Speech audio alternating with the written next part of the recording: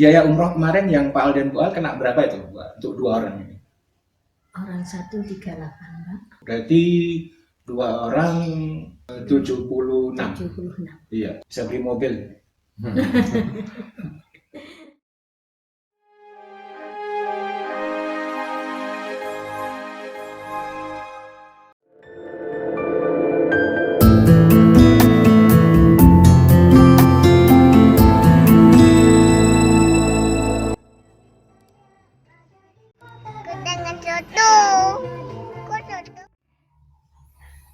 Assalamualaikum warahmatullahi wabarakatuh.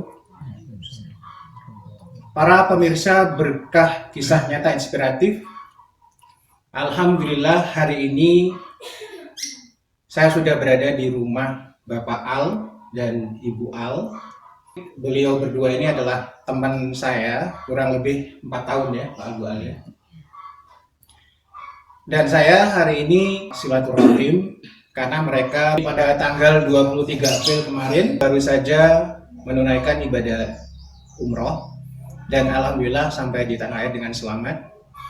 Dan saya pada hari ini juga untuk memenuhi janji saya kepada Bu Al dan Pak Al bahwa setelah mereka datang dari tanah suci, saya akan mengajak bincang-bincang Pak Al dan Bu Al ya seputar pengalaman hidup mereka ya. Yang mudah-mudahan para pemirsa sekalian bisa membawa manfaat bagi kita semua. Mudah-mudahan ini merupakan bincang-bincang yang membawa inspirasi bagi kita semua. Baiklah, kita mulai. Untuk Pak Al dan Bu Al siap gitu? Kita mulai. Nah, ini saya akan meminta konfirmasi dulu beberapa hal dari Pak Al dan Bu Al ya. Mengenai nama ini mungkin cukup dipanggil Pak Al dan Bu Al saja ya. Iya. Kalau nama aslinya Pak Al siapa nih? Muhammad Sukri. Oh, Muhammad Sukri. Kalau Bu Al? Siti Fatimah. Siti Fatimah. Ya Allah, ini baru tahu saya Bu Al. 4 tahun mengenal Bu Al dan Pak Al, baru tahu saya bahwa nama asli dari Bu Al itu adalah Siti Fatimah. Dan kita tahu Siti Fatimah itu adalah nama yang baik, yaitu putri dari baginda Rasul. Betul ya? Oke, kemudian untuk konfirmasi pekerjaan, Pak Al dan Bu Al ini adalah seorang pedagang ya, atau tepatnya mungkin dikenal dengan istilah apa, melijo ya, melijo ya. Untuk umur Pak Al dan Bu Al 56 ya. Oke. Bu Al sendiri 53 ya berarti ya. Jadi 56 dan 53 hampir sama dengan saya ya. Alhamdulillah. Nah, kemudian Pak Al dan Bu Al ini memiliki 4 orang putra ya, betul? Iya. Oke, monggo silakan Bu Al dilanjut. Mungkin pendidikannya masing-masing. Pendidikan anak yang pertama sampai SMA, Pak. Iya. SMA berdikari. Oke. Yang kedua SMA di Pondok, SMA di Pondok King Hamid Al-Azhar. Al-Azhar. Di mana ya, Bu Al? Di Karangsalak. Oh iya, oke. Ya. Yang ketiga di Pondok Al-Islah, mulai SMP sampai SMA. Yang keempat juga di Al-Islah. Ya. Sampai SMA juga. Sampai SMA ya. SMA. Berarti yang Mas Fikri ya? Ya, yang Mas Fikri itu sampai SMA. Iya. Ditambah apa, Pak? Pengabdian 1 tahun. Pengabdian 1 tahun. Oh, berarti SMP 3 tahun, SMA 3 tahun, 6 tambah 1 7 ya? Iya. 7 tahun. Baik, kalau untuk cucu sendiri, mau nggak Pak Al? Dan Bu Al sudah punya berapa cucu dan dari anak yang keberapa? Dari anak yang pertama cucunya masih 1, Pak. Oh, dari Mas Al ya? Iya, dari Mas Al. Baiklah, untuk pertanyaan selanjutnya, Pak Al dan Bu Al ini kan tadi sudah kita sampaikan baru menunaikan ibadah umroh ya. Semoga diceritakan kepada kita semua kapan berangkatnya dan kapan kembali ke tanah air, Pak. Berangkatnya tanggal 29 Maret. Ya. Pulangnya tanggal 23 nyampe di rumah hari Senin sore.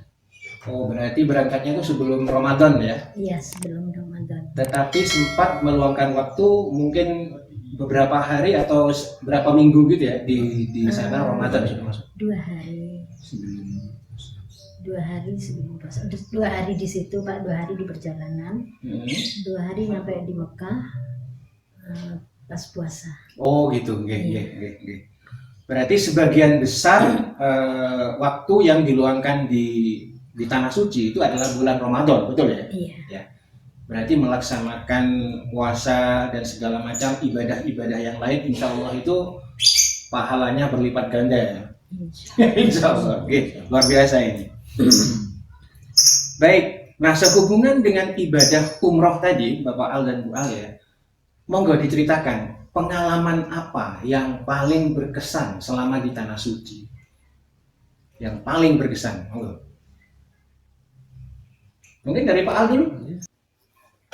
di sana ada ya berapa sejarah sampai siaroh ke Jabal Sur,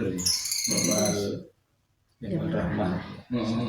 Selainnya itu ya ditunjukkan sama motor di sana itu tempatnya masjid itu pernah di nginep Kanjeng Nabi 3 hari, ada yang 2 hari, ada gitu yang 1 hari ya pasti Yang di Jabal Sur.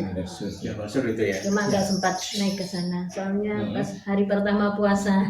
Oh materinya takut mengganggu puasa, tidak boleh sama yang betul ya. coba hari malam hari insya Allah bisa Betul. Apalagi di sana suhunya itu panas sekali. Panas sekali. Betul. Itu pertimbangan yang juga penting saya kira. Tanya apaan ya sama aja kalau tidak naik. Iya, betul. Nggih. Kemudian ini kita tahu ya bahwa di tanah suci itu ada beberapa tempat di mana doa itu akan dikabulkan secara mudah ya, atau diijabah oleh Allah Subhanahu wa taala. Ini salah satunya kalau tidak salah di Multazam ya, betul ya? Di Multazam, Pak. Monggo silakan Pak Al atau Bu Al ceritakan ketika sampai di tempat-tempat tersebut apa yang paling utama didoakan oleh Bu Al dan Pak Al. Monggo. Yang pertama yang berdoa untuk nebus dosa-dosa. Betul. Mengakai semua dosa-dosa. Betul ya. Habis itu yang mendoakan anak-anak, yang mendoakan tetangga, saudara, sahabat, semua. Setiap habis tawaf itu pasti didoakan Ya. saudara tetangga. Pas ada kesempatan di Multazam itu Pak, saya sempat berdoa dengan khusyuk, insya Allah. Iya. Saya berdoa dengan semua apa yang saya hajatkan itu saya minta. Betul ya. Iya. Meskipun disuruh pindah saja suruh pindah gitu, saya tetap itu Pak berdoa, saya tetap berdoa, berusaha untuk khusyuk gitu. Betul. Iya. Karena setahu saya apabila kita itu sempat berdoa di tempat-tempat yang makbul tersebut, khusyuk ya, seperti yang dikatakan Bu Al itu, maka ya ini insya Allah, dan ya katakanlah Allah itu sudah berjanji akan mengabulkan gitu. Dan kita doakan bersama, termasuk saya pribadi juga ikut berdoa, apa yang dihajatkan oleh Pak Al dan Bu Al sekeluarga itu dikabulkan oleh Allah Subhanahu wa taala. Dan saya juga yakin karena sebelum berangkat Pak Al dan Bu Al saya juga titip, Pak Al, Bu Al jangan lupa doakan saya gitu ya. Tak lupa ya. Sering-sering di Alhamdulillah, terima kasih Pak Al atas doa-doanya ya. Nah, kemudian ini masuk kepada masalah yang agak teknik ya, Bu Al dan Pak Al ya.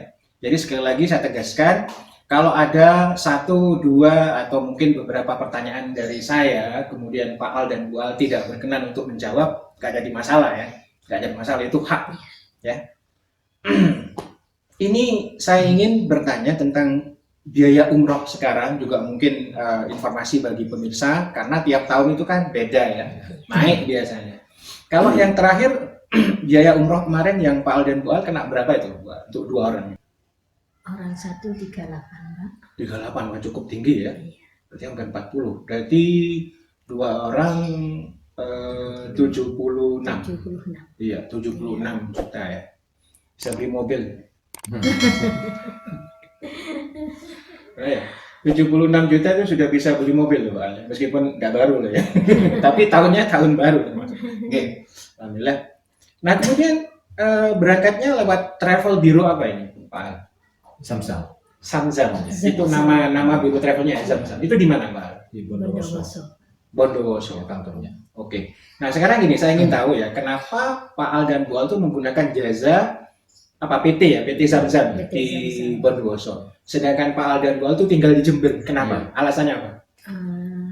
Di situ ada adik Pak Camat Oh, Pak Camat mana itu ya? di Pakem, tapi Pakem. Camat Bondowoso. Maisan. Camat Maesan. Iya. Itu adik dari Adik dari Pak Al. Oh, adik dari Pak. sepupu. Oh, sepupu. Adik sepupu dari Pak Al jadi Iya. camat di sana. Iya. Itu Pas yang Istri istrinya. duduk di PT. oh, maksudnya istri Pak Camat tadi Iya. berarti termasuk ipar ya? Manajer. Manajer. Berarti iparnya Ternyata iparnya Pak Al. Iya. Ya, tapi ipar itu kalau Madura itu kan ada ipar lowai sebenarnya. Ya, Betul ya? ya. Ipar lowai itu ipar luar maksudnya. Ya, betul ya. Itu jadi manajer dari PT Zamzam. Iya. Ya, sehingga memilih di Bondowoso daripada di Jember. ya, saya kira masuk akal. Nah, kemudian pertanyaan berikutnya ini mungkin sudah menarik ini bagi saya. Nah, ini kalau boleh saya tanya Pak Al dan Bu Al, kenapa Pak Al dan Bu Al memilih untuk mengutamakan ibadah umroh daripada katakanlah misalnya beli tanah lagi atau beli sawah atau beli mobil atau enggak, silakan. Kenapa kok nomor 1 umroh? Mumpung ada kesempatan, Masih ada umur ya? masih ada umur. Masih ada umur. Jadi saya didukung sama anak saya, sama Fani, Mas Fani yang nomor 2. Oh, Mas Fani itu ya, betul. Saya suruh berangkat dulu. Saya bilang jangan dulu lah Jong, saya mau ngurusi kamu sama adik-adiknya dulu. Saya bilang gitu. Tapi dia bilang gak usah lah Bu, berangkat dulu. Biar kalau saya sama adik-adik, kalau ibu sudah datang aja gitu Pak. Oh gitu. Iya. Nyusul ya. Iya. Betul. Katanya suruh biar utamakan umroh dulu sudah. Iya semua Pak. Anak saya itu mendukung. Oh, mendukung semua ya. Bagi Fikri. Mendukung semua. Apalagi Mumpung masih ada kesempatan Iya. katanya. Semua Pak. Betul, Anak saya betul. yang 4 mendukung semua. Betul. Berarti juga didukung oleh keluarga, terutama dari anak-anak Pak Al dan Bu Al dari nomor 1 sampai yang bungsu yang nomor 4 ya, didukung semua. Maka beliau berdua ini bertekad bulat untuk berangkat ya, untuk berangkat. Baik. Mungkin Pak Al mau menambahkan, Pak Al silakan. Mungkin ada alasan lain yang belum diungkap. Iya. Selain itu, selain yang ada kesempatan jemaah umum, saya sering menemukan ayat diperintahkan memang suruh banyak-banyak cari pahala akhirat, Betul. lebih utama. Iya. Kedua, kalau dunia cuma jangan lupa gitu ya. Oh gitu. Nomor 2 kan itu ingat saya. Iya. Jadi saya selalu ingat ayat itu. Jangan Iya. diutamakan, beribadah dulu. Iya. Umroh ini belum ada kesempatan lagi. Untuk ada kesempatan. Iya. Baik, saya tahu betul ya bahwa Pak Al dan Bu Al itu adalah jamaah pengajian yang rutin sekali ya. Insya Allah mereka tidak pernah absen kalau ada pengajian. Saya tahu betul, jadi karena saya sudah mengatakan tadi saya mengenal beliau berdua ini selama 4 tahun dan kita juga sudah saling kenal, saling berkunjung sehingga saya tahu betul.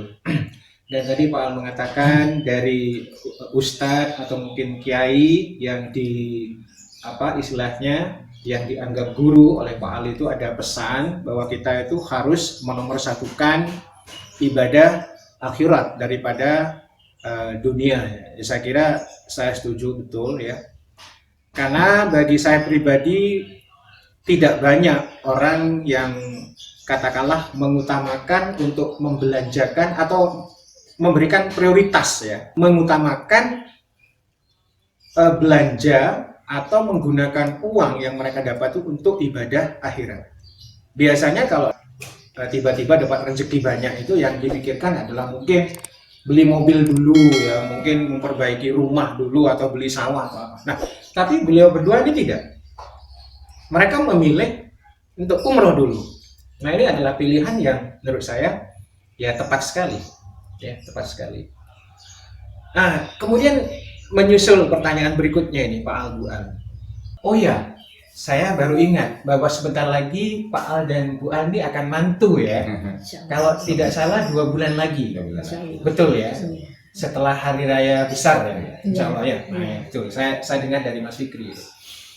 Ya, saya pribadi mendoakan Bu Al dan Pak Al sekeluarga sukses dalam mengemban kewajiban sebagai orang tua dalam menikahkan anak ya.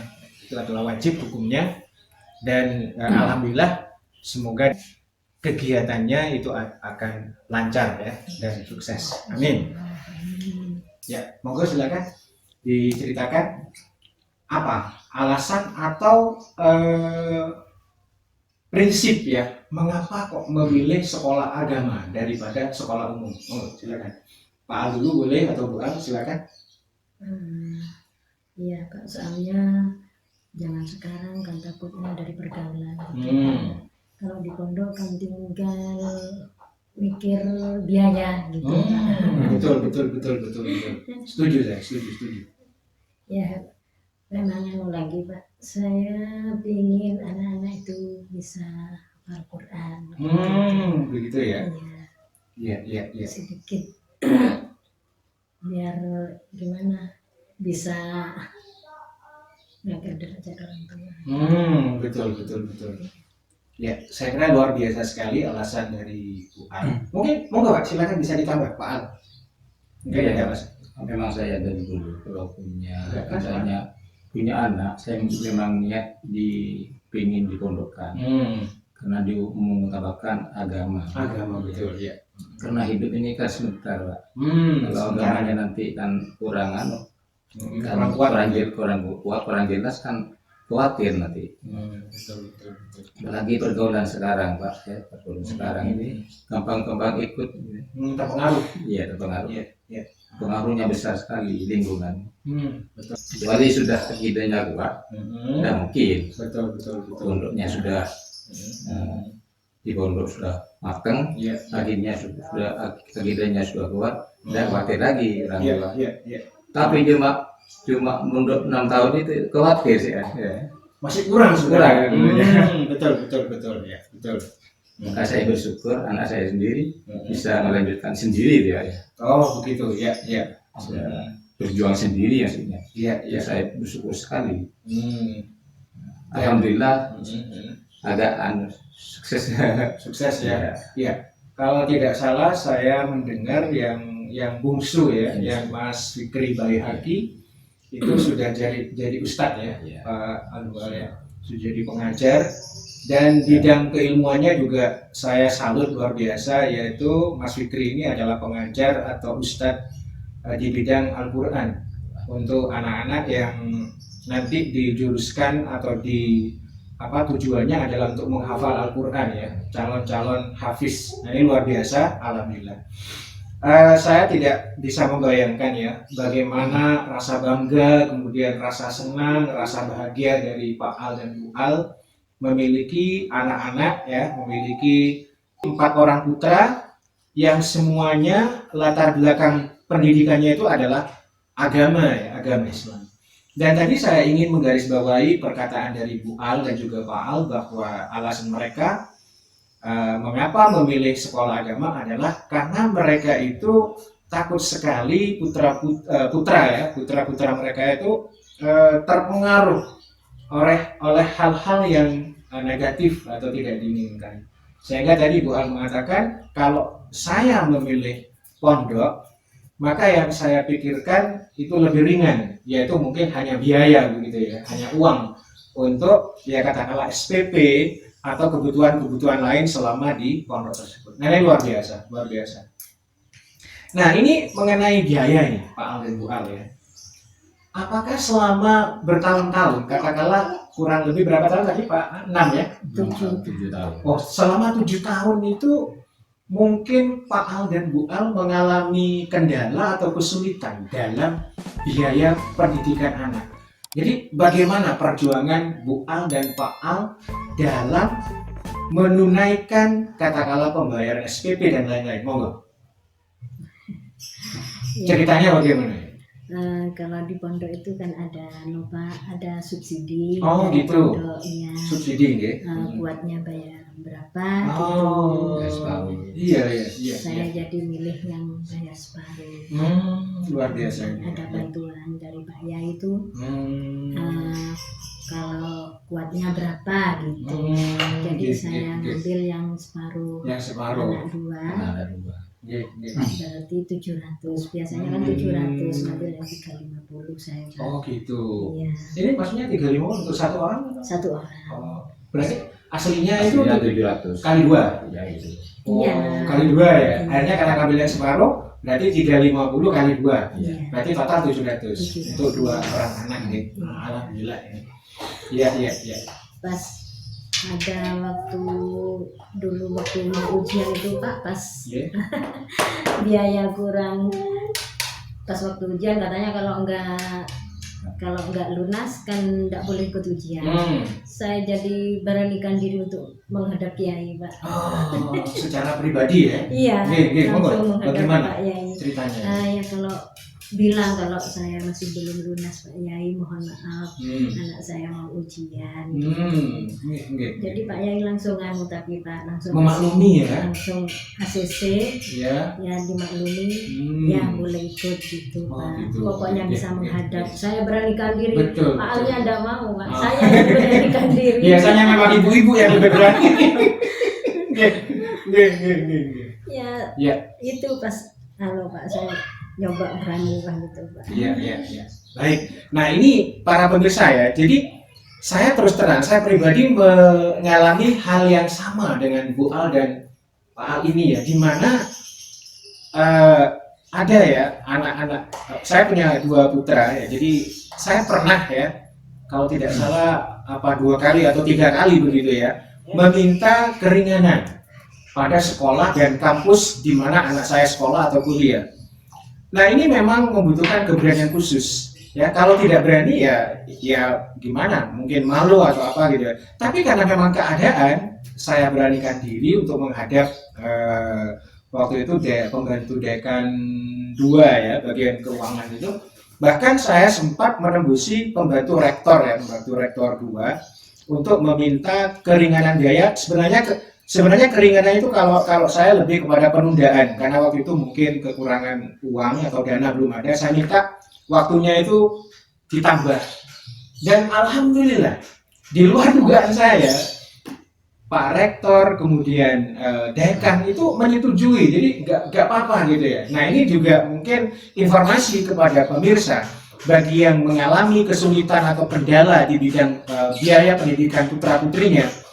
Monggo, kalau itu datang masalah seperti itu, ya kita menghadap saja kepada pejabat-pejabat yang ada di sekolah atau di universitas tersebut. Kita kemukakan alasannya, entah kita minta keringanan biaya dalam bentuk penurunan jumlah misalnya nominal ya, katakanlah dari 2 juta jadi 1 juta atau berapa, atau mungkin perpanjangan waktu yang misalnya harus lunas bulan Mei misalnya, ya minta keringanan 3 bulan lagi atau 4 bulan lagi gitu. Saya pikir itu biasa, dan itu saya mengalami sendiri.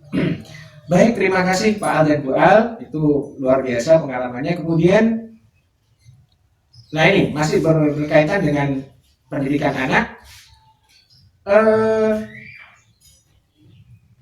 Dari keempat putra Pak Al dan Bu Al ini, apakah semuanya itu istilahnya jurusan pendidikannya itu adalah hafiz atau mungkin hanya beberapa orang, atau hanya Mas Fikri saja atau gimana? 2 orang. 2 orang ya. Oh, 2 siapa orang. aja Pak? Yang habis 1 orang. Yang hafiz itu. Oh, yang hafiz, yang bungsu ya. Iya. Tapi yang katakanlah memilih pendidikan hafiz ada 2 orang. Iya, 2. Yang satu lagi yang nomor berapa ini? Tidak sampai Nomor 30. Nomor 3. Oh, yang nomor 3. Ngajar dia hafiz di Oh, Wonoso. di Ngajarnya di pondok apa itu? Pondok Sodikin. Kalau boleh tahu berapa hafalannya yang nomor 3 ini? Tak terbuka orangnya. Cuma ngajarnya habis. Cuma Mas itu namanya? Roni. Mas Roni. Mas Roni ini berarti juga profesinya sama dengan Mas Fikri ya, yaitu jadi ustadz atau pengajar hafiz ya di Bondowoso. Alhamdulillah. Nah ini sekali lagi saya tidak bosan-bosan mengatakan kata luar biasa, karena bagi saya kalau anak-anak kita, kalau putra-putri kita itu jadi guru atau jadi pendidik di bidang agama, apalagi ini adalah ilmu Al-Quran, maka waduh, betapa bangga dan bahagianya orang tua gitu ya. Saya yakin Pak Al dan Bu Al mengalami hal seperti itu. Apa perasaan Pak Al dan Bu Al ketika tahu bahwa Mas Fikri itu bisa lulus menghafal 30 juz Al-Quran waktu di Cirebon? Perasaannya gimana? Ya, terharu sekali. Ya, monggo Pak. Dulu itu saya pernah Pak sempat gimana ya, soalnya ada teman Roni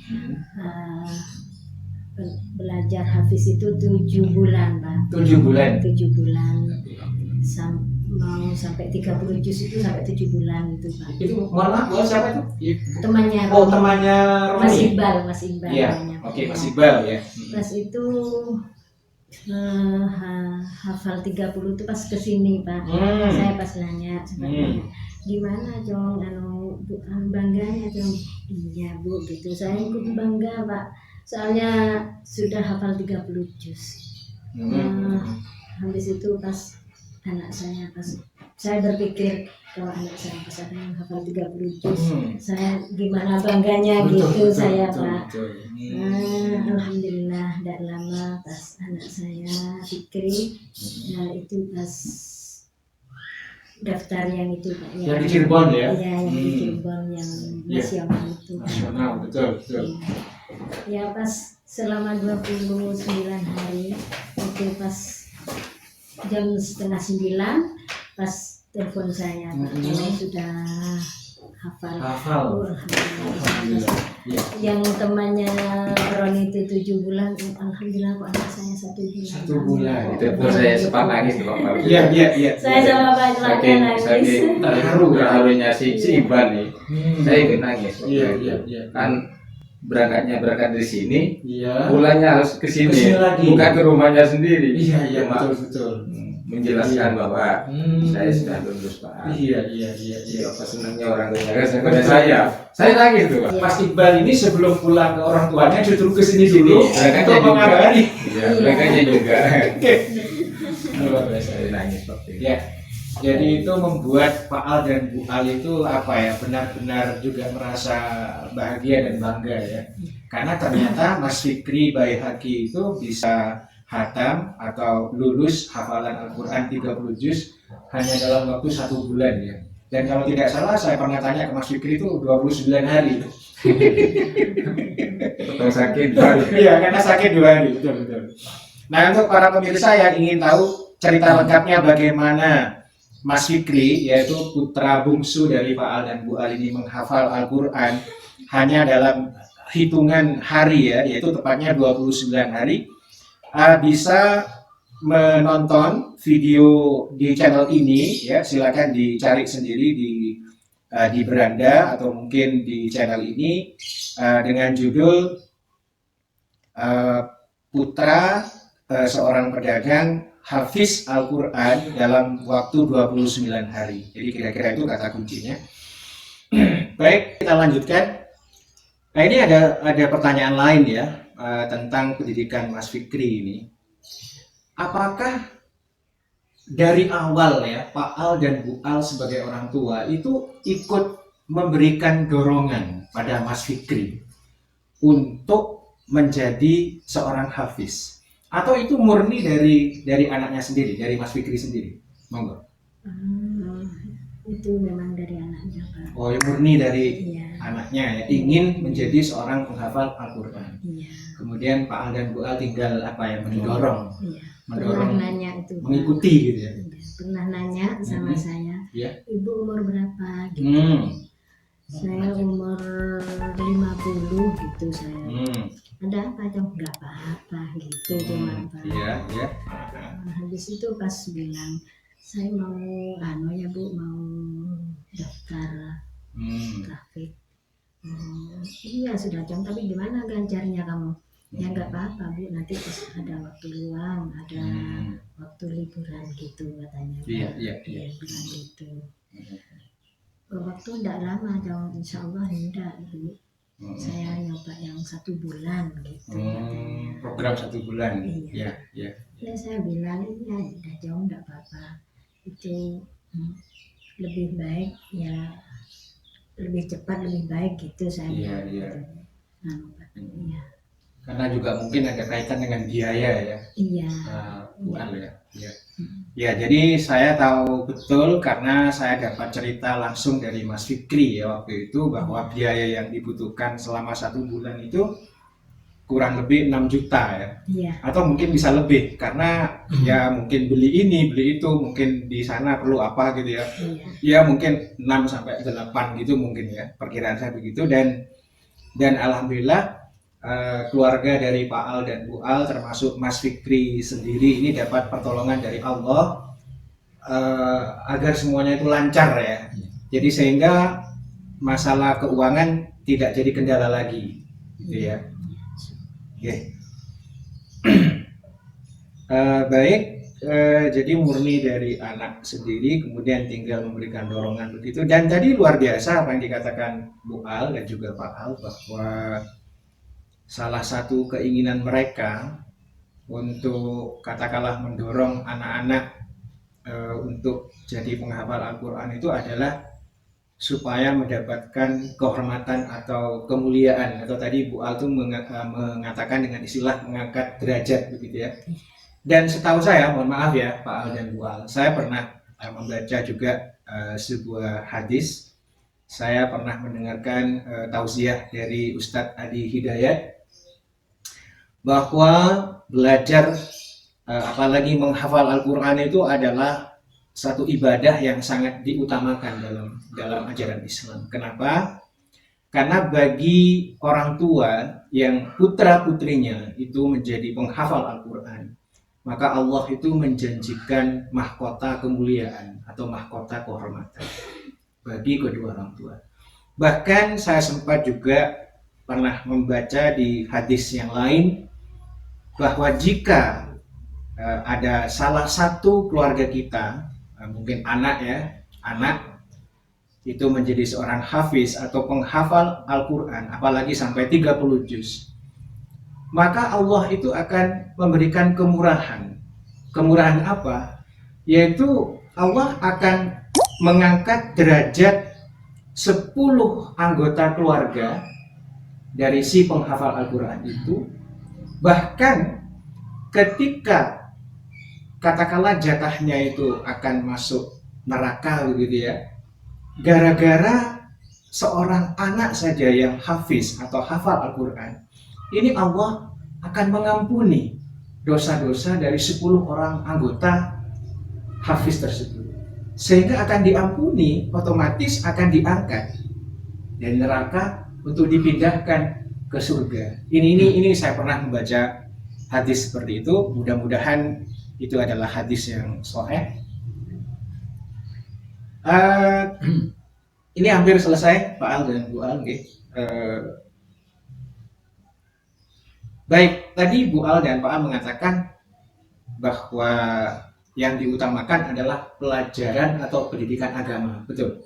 Nah, sebenarnya nilai pendidikan apa yang paling utama ditanamkan kepada anak-anak selama Bu Al dan Pak Al jadi orang tua? Yang ditanamkan atau yang diajarkan kepada 4 orang putra Pak Al dan Bu Al ini apa sebenarnya sih? Yang penting dalam hidup itu apa? Monggo dari Pak Al dulu. Ya, pendidikan Al-Quran. Oh, ya. Pendidikan Al-Quran itu nomor satu. Ya. Kenapa Pak Al? Karena ada janji-janji Allah di Al-Quran itu. Tetap ya. Betul. orang yang apalagi tapi hafal, Hmm. senang saja, sering ngaji aja ya, janji Quran kan sudah banyak. Betul. Akan selamat. Pahalanya juga Ya, berkali lipat ya. berkali lipat. Betul betul. Seluruh saja 10. Ah, Apalagi betul, apalagi satu Quran ya. Waduh, gak bisa ngitung. Apalagi sampai hafal itu lagi lain lagi ya. Iya, betul betul. Saya setuju sekali dengan apa yang dikatakan Pak Al ya. Jadi barusan Pak Al itu mengatakan bahwa salah satu keutamaan membaca atau bahkan menghafal Al-Quran itu adalah di mana jika seorang itu membaca satu huruf saja, itu Allah akan memberikan 10 kebaikan, 10 kali lipat. Jadi derajatnya itu 10 kali lipat bertambah. Apalagi mungkin di bulan Ramadan ya. Nah ini bisa 40 bahkan bisa ratusan hingga 700. Atau saya pernah membaca di sebuah ayat itu sampai tidak terbatas ya. Jadi berkali lipatnya itu bisa tidak terbatas ya, tergantung kepada niat juga, tergantung kepada ibadah apa yang dilaksanakan. Ini luar biasa ya. Baik. Nah ini para pemirsa channel Berkah Kisah Nyata Inspiratif, kita sudah sampai di bagian akhir dari bincang-bincang santai ini, yaitu saya ingin menanyakan kepada Bapak dan Ibu Al tentang pesan-pesan ya. Tadi di awal saya mengatakan bahwa sebaiknya kita mengambil hal-hal yang baik apa yang kita bicarakan hari ini, dan barangkali ada hal-hal yang kurang berkenan, ya tidak perlulah kita ambil, kita buang saja. Nah, sehubungan dengan itu, saya minta kepada beliau berdua untuk menyampaikan pesan ya. Pesan-pesan kepada kita semua, termasuk saya, termasuk kepada pemirsa semuanya. Apa kira-kira yang bisa menginspirasi mereka semua agar paling tidak bisa meniru apa yang dilakukan oleh Pak Al dan Bu Al. Tentu saja yang kita anggap baik ya, yang oleh pemirsa itu dianggap baik. Monggo silakan. Pesan-pesan secara umum nggak apa-apa. Monggo para pemirsa, mumpung masih ada umur, mumpung masih ada kesempatan, kalau memang sudah cukup, monggo. Maksudnya cukup dari dana, kemudian apa? Dari Segala macam ya. iya, mumpung ada umur, kalau memang mampu cepat berangkat. Iya. Maksudnya berangkat ke tanah suci ya. Ibadah. Iya. Mumpung ada umur, kita ini harus menyiapkan diri, apalagi yang sudah memegang uang, punya kesempatan, ada kemampuan, cepat-cepat berangkat, karena umur kita ini tidak tahu kapan dicabut. Ya, Betul. biar tidak menyesal. Betul. Ya. Pesan lagi, mumpung ada kesempatan, anak-anak kita ini didik yang secara agama biar selamat ya. Iya. Ya, dan selamat akhir dunia akhirat. Iya. Itu aja. Ya. Baik, terima kasih kepada Bapak Al dan Bu Al atas pesan-pesan. Kalau boleh saya simpulkan sedikit, jadi mereka berdua adalah keluarga yang sangat mengutamakan pendidikan agama ya, baik bagi diri mereka sendiri maupun kepada keluarga, terutama untuk anak-anak.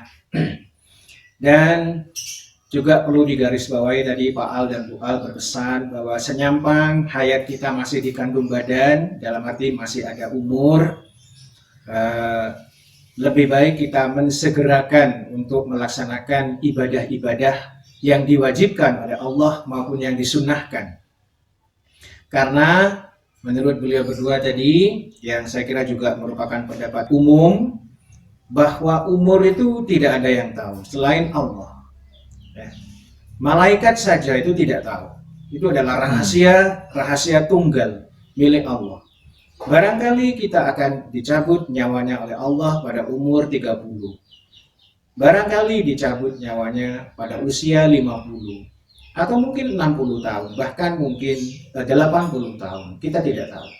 Dan jangan mengira bagi yang berusia muda, ya atau remaja itu akan aman ya dari hal itu ya. Karena sekali lagi tidak tahu, umur itu tidak ada yang tahu. Bisa saja Allah itu mencabut nyawa seseorang pada saat usia itu belasan tahun, atau bahkan ketika 3 tahun, 5 tahun tidak ada. Maka dari itu, senyambang kita masih diberi kesempatan, kesehatan dan kemampuan, kata Pak Al tadi, ya kita harus prioritas kepada ibadah agama. Memang dunia itu tidak boleh ditinggalkan. Ya, jadi kita tetap menjalankan dua-duanya, ibadah akhirat atau ibadah di dunia ini, ya. Nah, tetapi tadi saya setuju dengan Pak Al ya bahwa kita harus prioritas pada persiapan diri kita, ya, mempersiapkan bekal atau sangu kita setelah kehidupan di dunia kelak, yaitu kehidupan di akhirat, ya. Nah, saya kira bincang-bincang kita cukup di sini, Pak Al dan Bu Al. Mungkin ada yang mau ditambahkan? Ya, ada cukup, ya. Baik. Terima kasih para pemirsa channel Berkah Kisah Nyata Inspiratif yang insya Allah telah menonton video ini dari awal hingga detik ini. Semoga apa yang kita perbincangkan dari awal hingga akhir menambah ilmu, ya, kemudian bermanfaat bagi kita semua dan juga mendatangkan keberkahan bagi kita semua, bagi keluarga Pak Al dan Bu Al, bagi saya, juga tentu saja kepada para pemirsa dan para subscriber atau pelanggan dari channel ini. Saya kira cukup. Saya akhiri sampai di sini. Sekali lagi terima kasih. Wabillahi taufiq wal hidayah. Wassalamualaikum warahmatullahi wabarakatuh.